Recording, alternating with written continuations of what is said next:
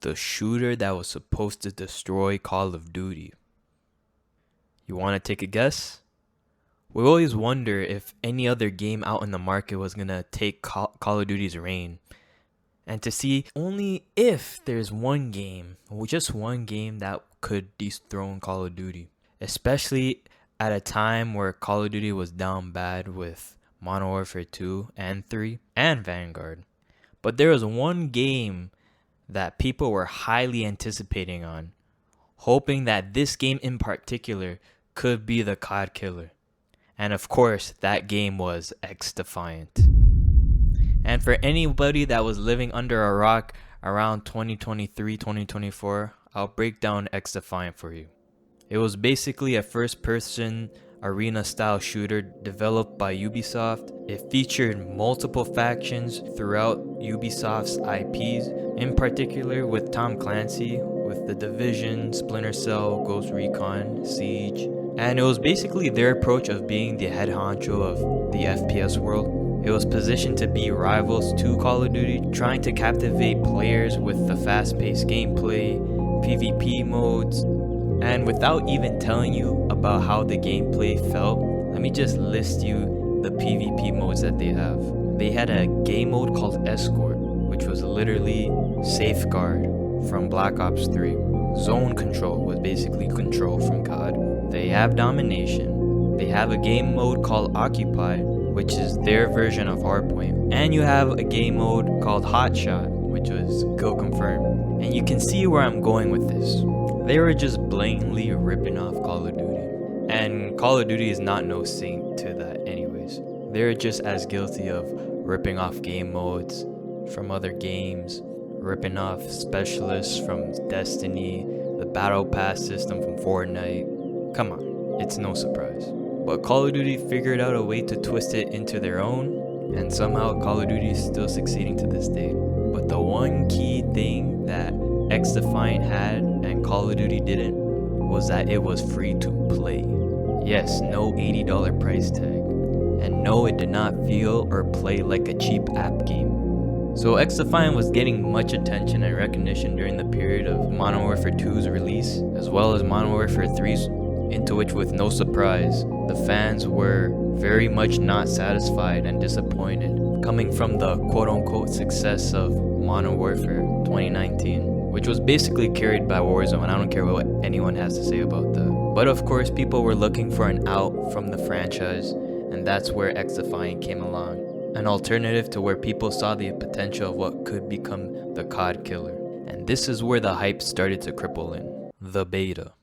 Throughout the closed and open beta, it was generating positive reactions for its core gameplay, having it be fun and refreshing in most people's eyes. And thereafter, people started to talk about the game a lot more, and with Ubisoft pushing out the hype throughout marketing, people were on that hype train.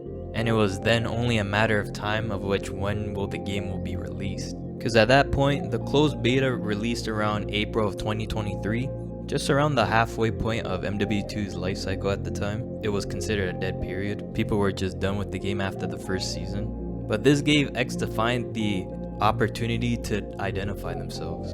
And with that, they've definitely executed well. More that they've anticipated. Especially with the release date planned for October of 2023, just a month before MW3 dropped, and MW3 was already considered a dud at launch, and people were already writing off MW3 at that point. A few months prior, that they were gonna bring back all the old school MW2 maps at launch, but that was it. Nothing new whatsoever. And on top of that, having such a weak ass campaign, with people even questioning if that was even a campaign to begin with. And so with all of that, and then coming off MW2, which was already a disappointment, it just lined up XDefiant to be as successful as they can possibly be. But did they capitalize on that? No. Because they delayed the game at the time it was gonna come out, because the game wasn't ready. But when Ubisoft's fiscal quarter came along, and basically they were saying they were having technical and infrastructure issues, and that it required a significant overhaul to the game. Basically problems with the game's netcode and engine. And so not only that you diminished the hype once, but you did it again. They gave little to no confidence that their game was ready to be released, to which people were giving the false narrative that they were trying to copy Call of Duty as much as they can, because the executive producer Mark Rubin, who is the lead of this game, used to work on the old Call of Duties, specifically Modern Warfare 2. So people thought developers were looking at him like, why are you trying to turn this game into COD? Aren't you trying to have your own identity? But 2 months after the delay, at last, XDefiant releases on May 21st, 2024. And within the first weeks, it drew a lot of interest. Every gaming creator you can think of was making videos on XDefiant. It had millions of players playing their game.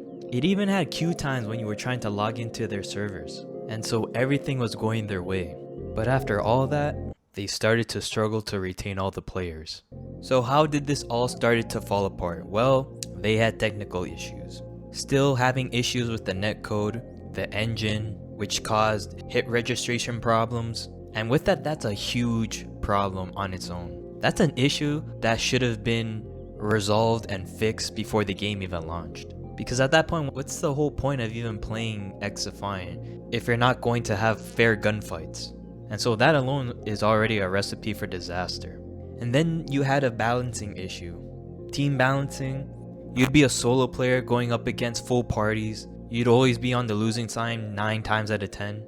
And even if you weren't against full parties, they had some sort of skill-based matchmaking, because majority of your games felt like you were playing a rank match in which you're supposed to be retaining the players that you have, not trying to brush them off. And then you had weapons and factions. Basically, there were only a few valuable options for weapons and abilities because they were so overpowered, which just led to a lot of one-sided matchups. And with all of that, it just led to players leaving mid-game and making the game less enjoyable to play.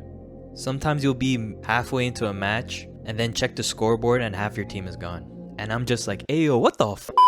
But of course, one of the key factors for its failure was the lack of long-term content. Yeah, they had a content drop a month after the game released, but after that, they didn't have content until the end of December. That's almost like 6 months, or around 6 months.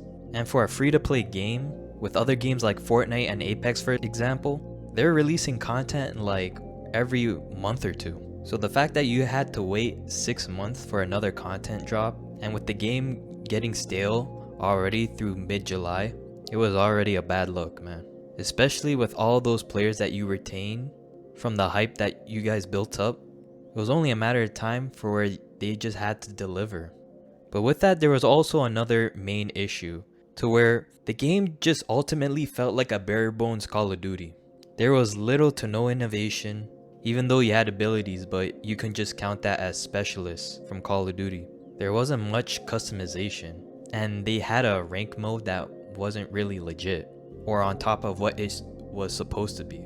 And so you're going up against one of the biggest FPS shooters, and you're pretty much bare bones. You can't be competing with a game like Call of Duty if you're on the same level as Call of Duty or trailing behind their tail.